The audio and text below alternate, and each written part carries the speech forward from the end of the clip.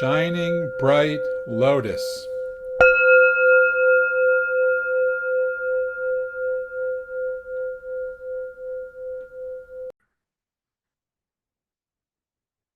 So, welcome everyone. A little bit of introduction about I call it the Mondo koans intensive.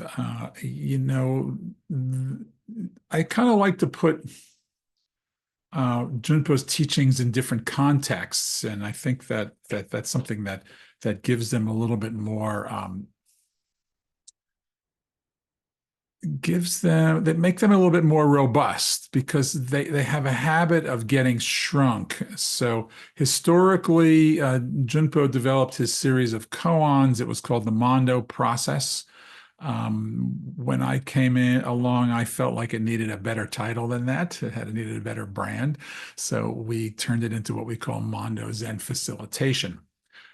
It was taught in a sesshin style, which was 8 days, which means that you were in a container where you were practicing the form, meditating, morning service, and all that other good stuff. And then during the morning and the afternoon, you would basically workshop the koans.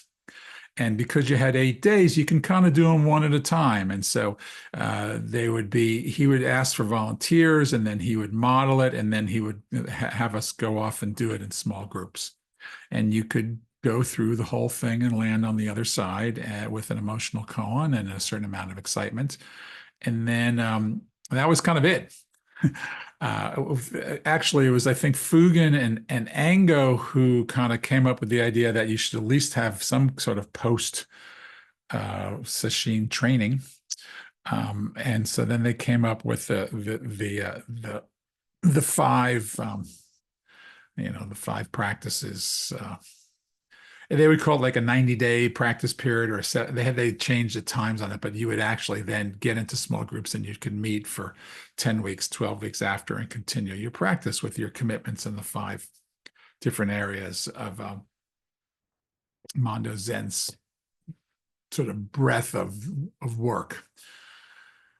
And so that was kind of it. And then what would happen is you would come back and you'd do it again. I guess there's like rinse and repeat, rinse and repeat. And that's actually not an uncommon way of studying, of doing.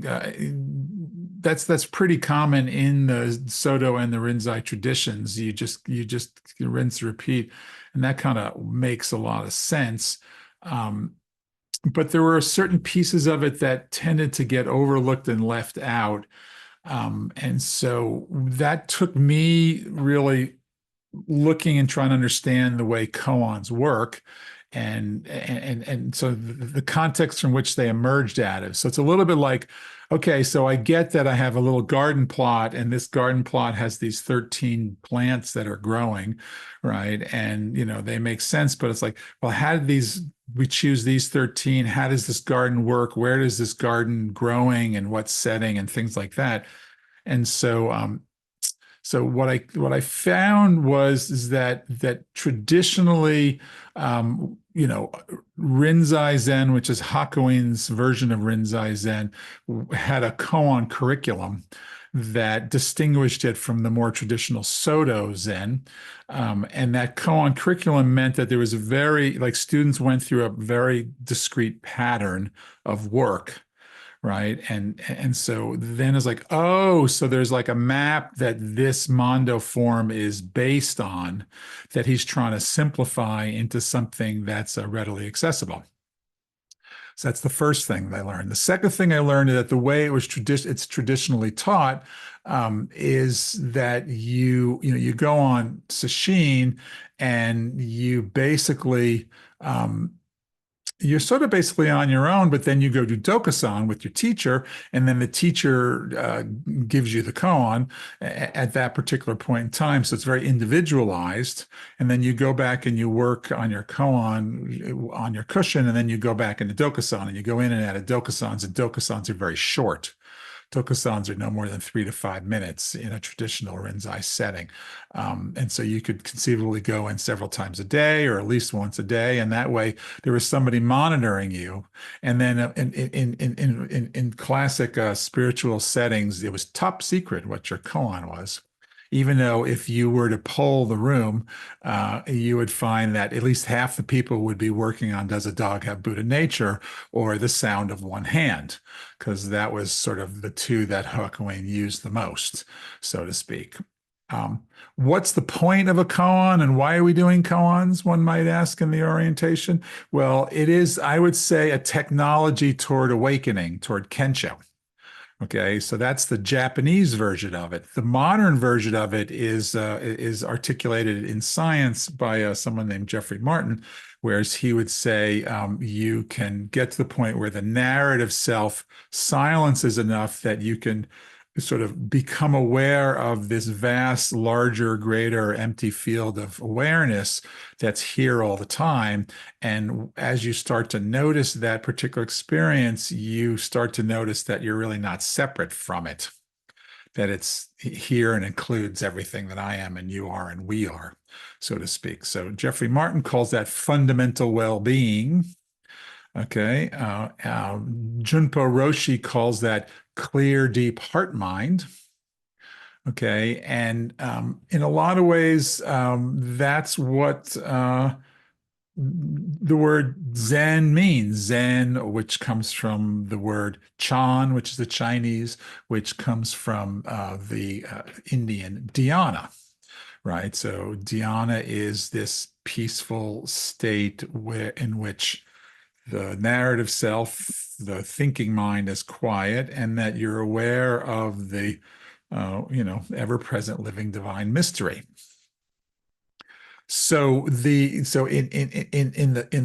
Rinzai world, that basically is how do you get someone to have the experience?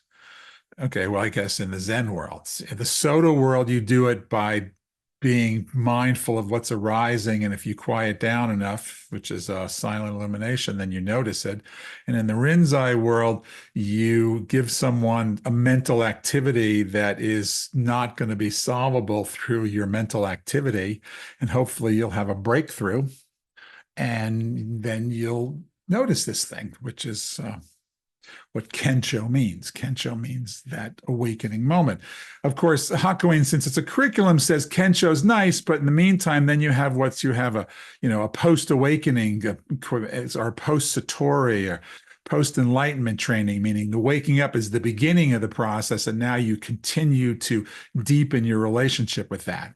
So I think that the Mondo koans start with essentially the first one is, can you actually just even imagine and understand that there is this experience beyond the thinking mind, right? And then from there, it really kind of susses it out and expands it and makes it have greater and greater clarity, so that now you have a working knowledge of it. And that's the first 10 koans, classically called the ego deconstruction, reconstruction koans. And then the second part of it would be to go on and now apply it to your emotional reactivity. That's the two parts, because the innovation, well, they're both innovations, but the emotional reactivity, emotional parts, is something that's just not found in any other form of Zen. With that said, for us today, we are going to only work on the first 10. We're going to go through all the first 10. And then the other piece I noticed really quickly is that the koans really need to be worked on more slowly, one at a time, right? That we do this so the Mondo Zen facilitation is the journey through it once, but then the work is to go back and actually sit with them and have deeper and deeper insights with each koan.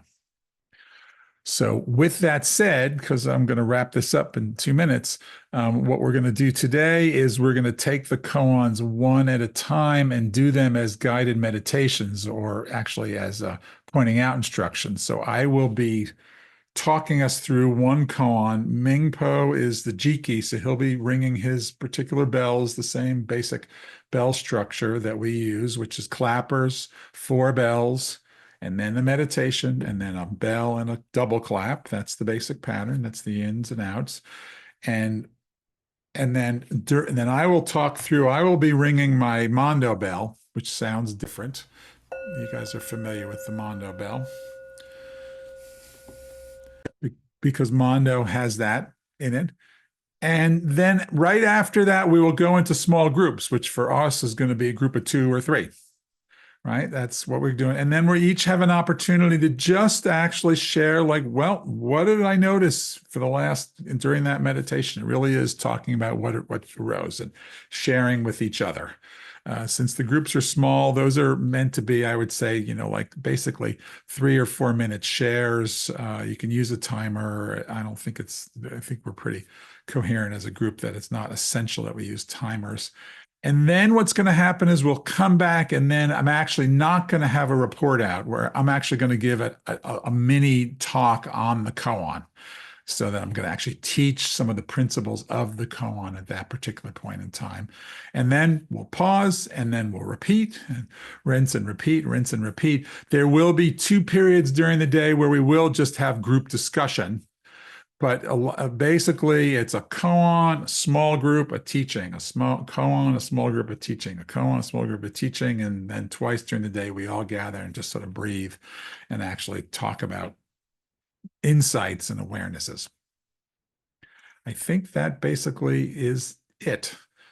Questions? This first koan, there's some really useful background that really helps understand what this koan is about. And so I'm going to give it just the 45-second, where do koans emerge from? So Zen really is essentially a Chinese invention of about the 6th century with Bodhidharma. And so for the first series of teachers, for the first 200 or 300 years, there's these basic texts and textual snippets of wisdom that are passed along. And as it explodes in the Sung dynasty, which is in the 9th century, they become more phrases that are regularly repeated. And so it's interesting. It really is. And it takes about 300 years for the idea of a koan to sort of emerge. And the idea of koan is it's like this. It's used in a variety of ways. The koan is used as a teaching form. Koan technically means a public case, meaning that it's a teaching form, but it's also I would say a method for stimulating a kensho experience of awakening. So the most famous koan of this whole period, I mean, the golden years of the koans are the 9th to 12th centuries. They really are oral, actually, for most of that period. They really don't get written down until the late 11th century and early 12th century is when the first koan books come out. That's the Blue Cliff Record and the Mumonkan are the two, and there's also the Book of Serenity are the 3 big ones. And they're like many histories, but the most famous one is Joshu's koan, Does a Dog Have Buddha Nature? And then the response is actually in Chinese, it's Wu. In Japanese, it's Mu. And what that word means is no. Okay. And it's like no. And so it's like, well, I mean, all sentient beings have Buddha nature. So then it becomes, well, it's not do I have an answer? It's that do I have the insight into the koan, into the question of does the dog have Buddha nature? And it's one of those, it's actually kind of, in a certain way, it's kind of like, well, okay, because it's sort of like no to the question or no to the idea of thoughts arising, or, this idea of can I sit with it without an opinion?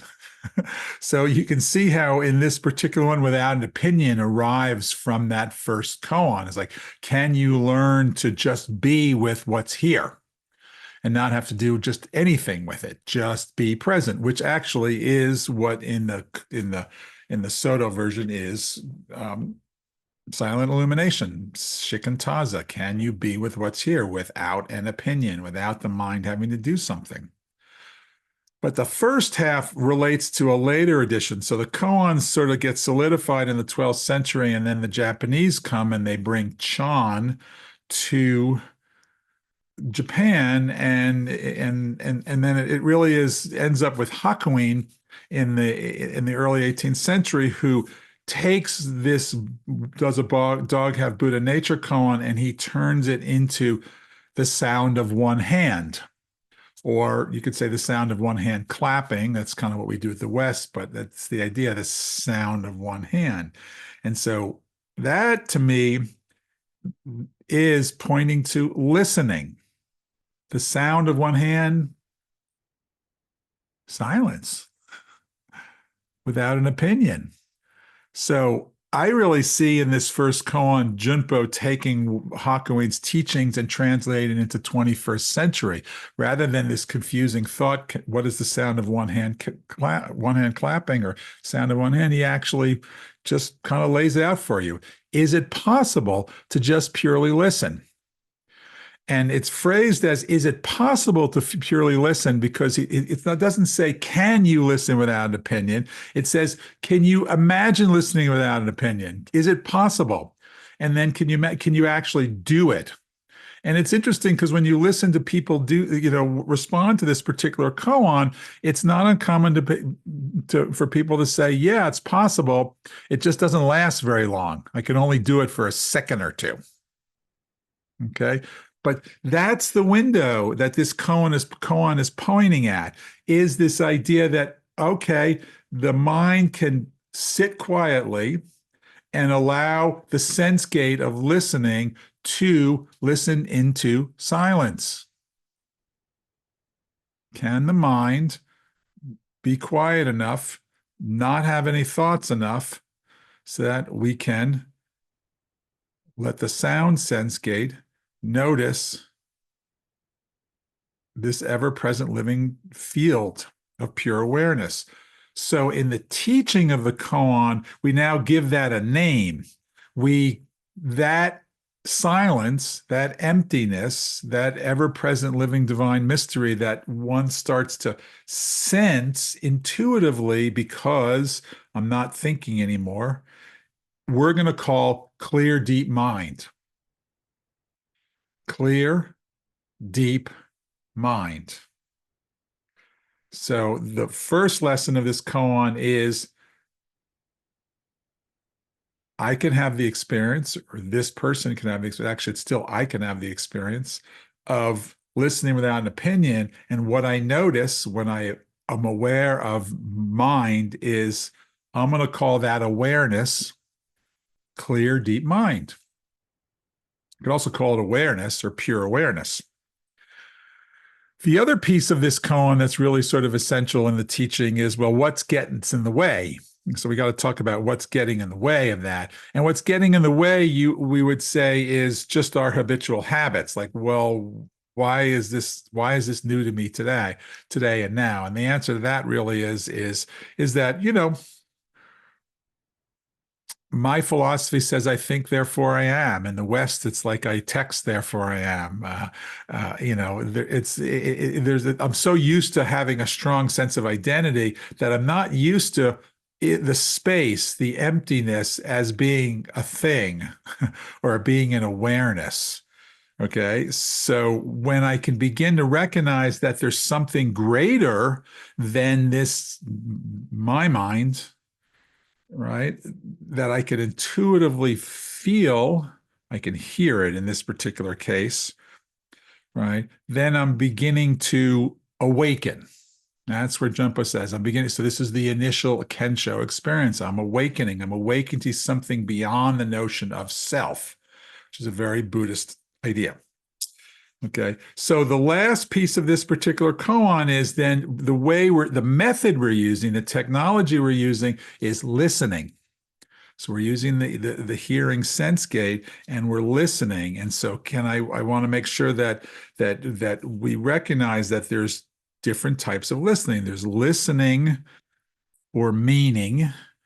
There's listening to hear what someone's saying. It's like, have you ever been in a cafe in a really crowded place where someone's talking softly and you have to really tune in, right? You have to listen really carefully. And that's a very concentrated type of listening. And that's what we'll call that conceptual listening versus when you listen into the silence and you let the mind settle down, that's meditative listening. Right. So in the koan, is it possible to purely listen without an opinion? That is where we're giving us a method for coming back to clear, deep mind. Each koan ends with a verse, and in this case, the verse that Junpo chose is a David Whyte poem. It is enough. These words are enough. If not these words, this breath. Not this breath, this sitting here, this opening to life. We have refused again and again until now. Until now.